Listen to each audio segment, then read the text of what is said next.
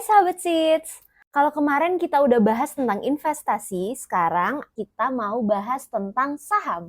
Saham merupakan instrumen investasi yang banyak dipilih para investor karena saham mampu memberikan tingkat keuntungan yang menarik. Saham dapat didefinisikan sebagai tanda penyertaan modal seseorang atau badan usaha dalam suatu perusahaan atau perseroan terbatas. Dengan menyertakan modal tersebut, maka pihak tersebut memiliki klaim atas pendapatan perusahaan tersebut. Klaim atau aset perusahaan dan berhak hadir dalam rapat umum pemegang saham atau RUPS. Keuntungan saham. Pada dasarnya, ada dua keuntungan yang diperoleh oleh investor dengan membeli atau memiliki saham. Dividen.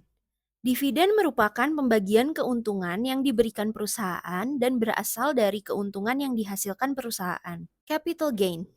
Capital gain merupakan selisih antara harga beli dan harga jual. Capital gain terbentuk dengan adanya aktivitas perdagangan saham di pasar sekunder. Misalnya, investor membeli saham ABC dengan harga per saham Rp3.000.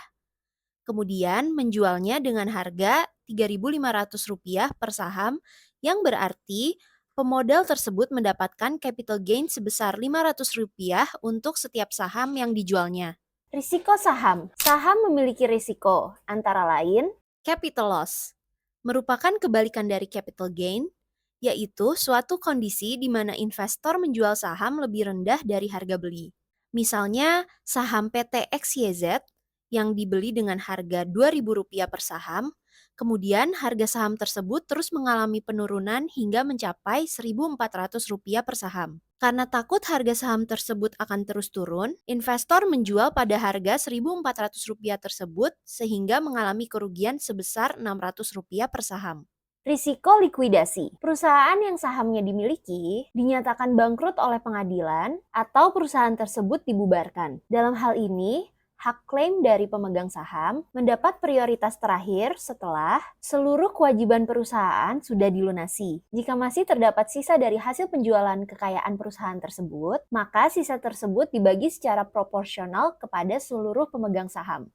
Mekanisme perdagangan. Mekanisme perdagangan untuk efek bersifat ekuitas yang ada di papan pemantauan khusus menggunakan periodic call auction. Pada mekanisme periodic call auction, order akan dikumpulkan selama order collecting phase hingga random closing phase, yang kemudian akan dilakukan matching pada order matching phase di akhir sesi. Waktu perdagangan aku cantumin di layar ya. Selanjutnya, ada dua metode menganalisis saham. Yang pertama adalah analisis teknikal. Kalian pernah lihat pasti grafik-grafik harga saham.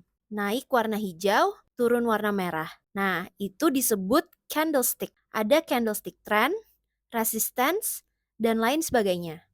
Hal yang berkaitan dengan grafik dan garis-garis itu disebut sebagai analisa teknikal. Uptrend, ada downtrend, dan ada sideways, dan lain sebagainya.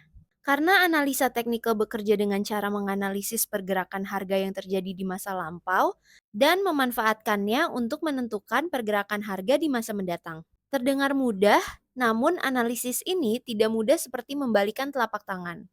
Karena banyak pola-pola yang akan membuat kamu pusing sendiri. Metode yang kedua adalah analisis fundamental. Analisis fundamental berfokus pada faktor-faktor yang mendasari nilai intrinsik suatu perusahaan, yaitu kinerja keuangan. Analisis ini melihat laporan keuangan perusahaan seperti laba rugi, neraca, dan arus kas untuk menilai kesehatan keuangan perusahaan dan potensinya untuk menghasilkan laba di masa depan. Manajemen. Analisis ini menilai tim manajemen perusahaan, pengalaman mereka, dan rekam jejak mereka dalam mencapai kesuksesan. Industri.